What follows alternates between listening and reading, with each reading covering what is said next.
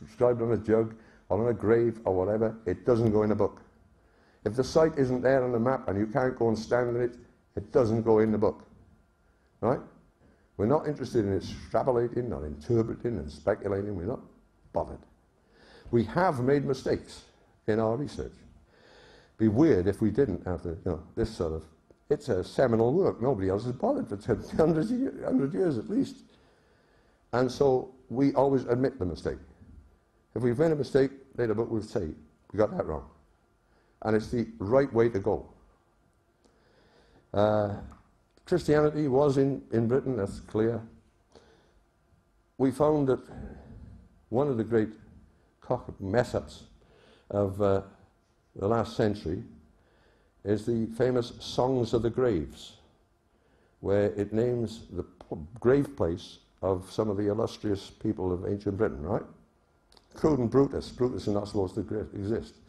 There's a full statue of Brutus, dated at least 500 BC, in Rome, with an inscription around the base, which is in Colburn writing. He doesn't exist. He's got a grave, man. And the Reverend Robert Williams, I think, yeah, he decided he would do this job of deciphering, translating the Songs of the Graves. He did it for Skene, who wanted it. Skene, as a Scotsman, wanted to publish all British records.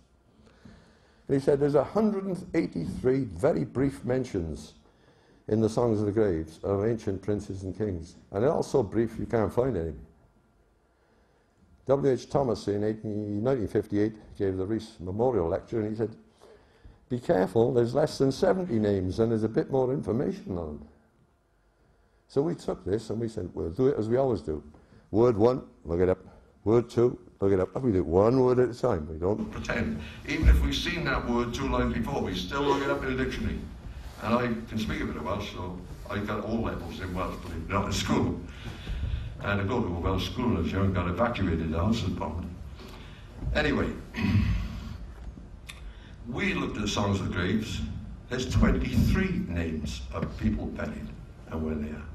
So instead of 183 vague notices, there's 23 detailed notices.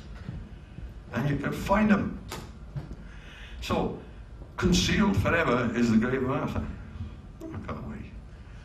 It says, a bare exposed place, so be it, is the grave of Arthur. The second line says, it's a narrow place, damp place, and a very windy place. You see, he says, Elchwyth is a prince. He's buried somewhere. El is extremely, and Chwyth is windy. It's a very windy place. It is. It's 900 feet up on a hill. And he made a complete mishmash. You've got 2 whole verses on Arthur. They even name the field. Tithe maps will say, they draw a big map and they put a number in each field. And a tithe book alongside it goes number 1, 2, 3, 4, 5 down the book. Field number 1, who acreage, right? Who owns it? Who tenants it? How much you got to pay the church every year at tithe, right? And then in Wales, the name of the field. Every field had a name. You get the old tithe maps, you can read the history of the country on the fields. The field of slaughter, the field of the quarrel, the field of the beer tent, and all this, you know. They can tell you what went on. And so we were able to read these things in some detail and go there. The key one is the grave of Eli Nair, the son of Nair. He was stretched out on a plank, crucified, brutally treated at St. Ra. Eli is holy and Nair is Lord God. So you've got the grave of the Lord God, the holy Lord God, the Son of God, who was crucified and badly treated. And it tells you exactly where he's buried. And I did say the Holy Family came into Britain in 37 AD, didn't I? So we got another bunch down our necks. I don't think the Bishop of Rome is going to like it. You know, tough, because we're going to keep printing it. Any questions? The comet in 562, was it? Yes. Is there any idea of an impact point? We've been looking for place names. It appears to be a scatter of debris, and we find a number of places have got mud. It seems to be associated with a lot of mud. And there is one place which says there's a cleft in the ground because of this thing. There is one such place. So we found it was too big a task for us. We needed more people to do, more troops on the ground. We didn't have them. But we did have a go at finding a way and in what direction. We were able to find some places were not touched by it, obviously. It didn't destroy everything.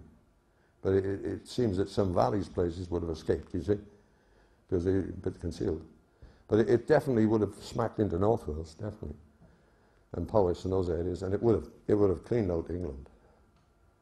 So yeah, we did have a go at finding it. And of course the problem in England is all the place names have changed, they've been anglicised, and because they were destroyed, then the incoming people, the Angles and Saxons, newcomers, they give them different names, and new names. So we've had a go at it, yeah. That, any good? There was another part to it, actually. I don't know whether I want to embarrass myself.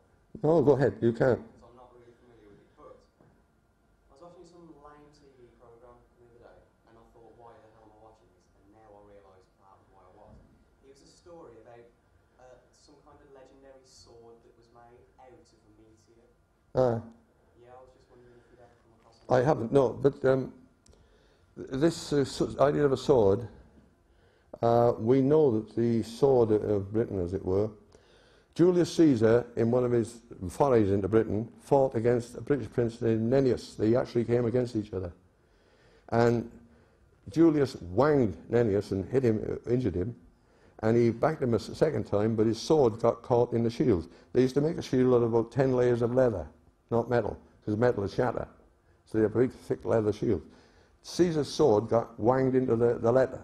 Their soldiers on both sides tried to save each one of them. They didn't want either of them killed. Pulled them apart. This is the story. And so the British had Caesar's sword as a trophy. A great trophy, we got Caesar's sword. Good. They kept it. It certainly was believed to be around at the time of Constantine. The English king Athelstan had it. It's in his records. And at one time, through marriage, it went to a nobleman in Belgium and then came back. It's listed in the possessions of King John.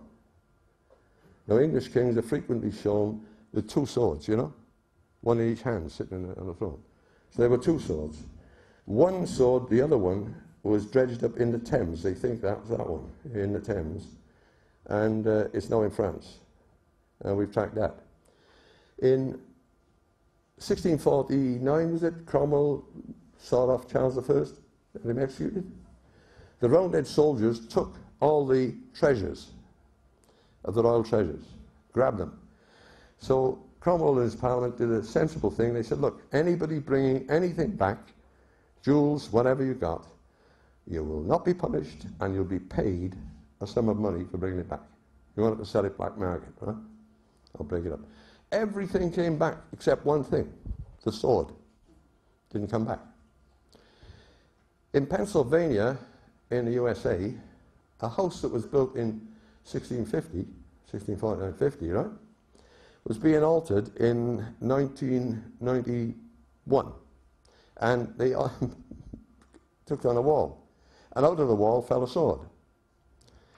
It was sold to a man in Texas, who I know well. And he discovered I was in the States, and he wrote to Jim Michael. He texted him in Kentucky, in Louisville, and he sent up a photostat of the sword, right? Because there's writing down the blade. The writing is Colburn. He then sent us a big photograph of the sword, right? And it's Colburn writing, and it says, the duty of the host, meaning the army, the duty of the army host, is to he who holds the sword. And it's in Welsh Colburn writing, down the blade. If there was an Excalibur, that's it. It's in Houston in Texas. He was willing to bring it over to the British Museum.